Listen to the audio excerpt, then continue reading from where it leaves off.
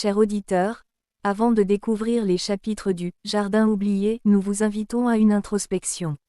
La prière n'est pas un accessoire de notre foi, c'est le souffle de notre vie spirituelle. Que se passe-t-il lorsque ce souffle se fait court, puis s'éteint? L'histoire de Léa commence là, dans le silence de son cœur.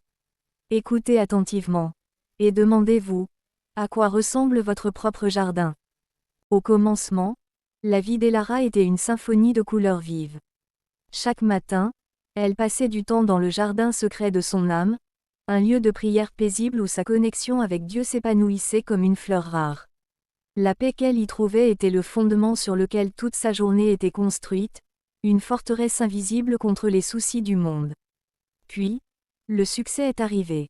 Une promotion, de nouvelles responsabilités, un agenda qui déborde. Le monde applaudissait son ambition.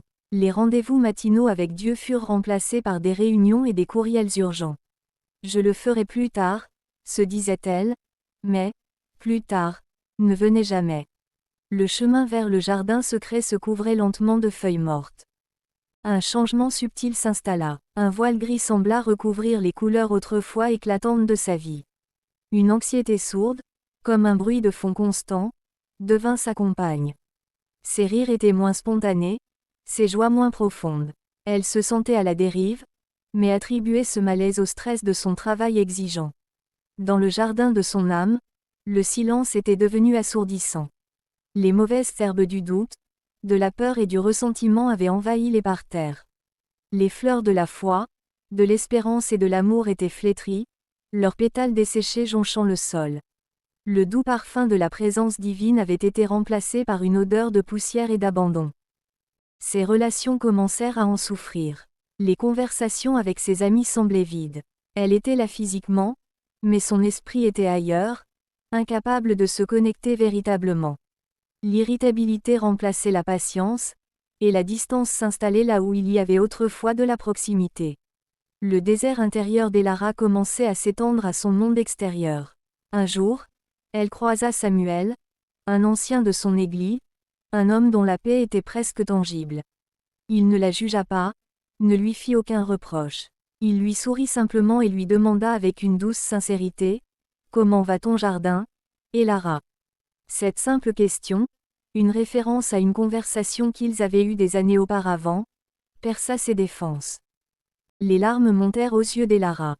Elle lui confia son vide, sa sécheresse, le sentiment d'être perdu.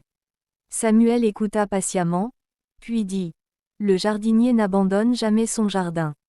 Il attend simplement que tu lui ouvres à nouveau la porte et que tu l'invites à travailler avec toi. » Ce soir-là, dans le silence de sa chambre, Elara s'agenouilla.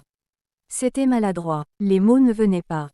Elle commença donc par la plus simple des prières, un murmure brisé, « Père, aide-moi. Je ne sais plus comment faire. » Ce fut la première goutte de pluie sur une terre desséchée depuis une éternité. Ce ne fut pas une solution miracle. Ce fut un travail quotidien. Chaque jour, elle retournait dans son jardin.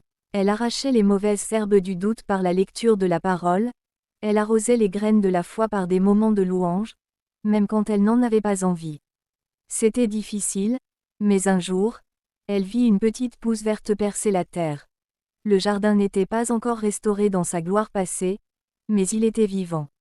La connexion était rétablie. Les couleurs revenaient dans la vie d'Elara, non pas parce que ses circonstances avaient changé, mais parce qu'elle était à nouveau enracinée en Christ. La paix qu'elle avait cherchée partout à l'extérieur l'attendait, depuis le début, à l'intérieur. Quelques mois passèrent. Le jardin d'Elara reprenait vie, fragilement. Un matin, une crise éclata au bureau. Un projet majeur, sous sa responsabilité, menaçait de s'effondrer. La panique, cette vieille ennemie familière, frappa à sa porte. L'ancienne Elara aurait plongé tête la première dans le chaos, alimentée par l'adrénaline et l'anxiété. Mais quelque chose avait changé. Au lieu de se laisser submerger, elle s'isola un instant. Elle ferma les yeux, non pas pour échapper à la réalité, mais pour s'y ancrer plus profondément. Elle ne fit pas une longue prière, juste un souffle, « Seigneur, donne-moi ta paix et ta sagesse. » Ce n'était pas une démission, mais une déclaration de confiance. Elle retourna dans la salle de réunion, son calme détonnant avec la frénésie ambiante. Elle ne possédait pas de solution magique, mais elle avait une clarté d'esprit qu'elle n'avait pas eue depuis des années. Sa paix devint contagieuse, transformant la panique en une concentration déterminée. Le soir, épuisée mais sereine, elle appela l'ami qu'elle avait négligé. « Je suis désolée, dit-elle simplement. J'étais perdue, mais je retrouve mon chemin. » Cette fois, quand elles se retrouvèrent, Elara était pleinement présente, et le fossé qui s'était creusé entre elles commença à se combler. Le projet fut sauvé. Elara reçut des éloges pour son leadership sous pression. Mais pour elle, la vraie victoire n'était pas le succès professionnel.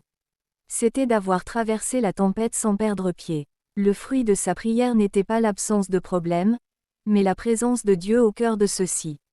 Elle recroisa Samuel quelques semaines plus tard. « Alors, comment va ce jardin ?» demanda-t-il avec un clin d'œil. Elara sourit. « Il y a encore des mauvaises herbes, » répondit-elle, « mais les fleurs repoussent. Et j'ai appris que le jardinier est particulièrement doué pour faire pousser de belles choses après les orages. »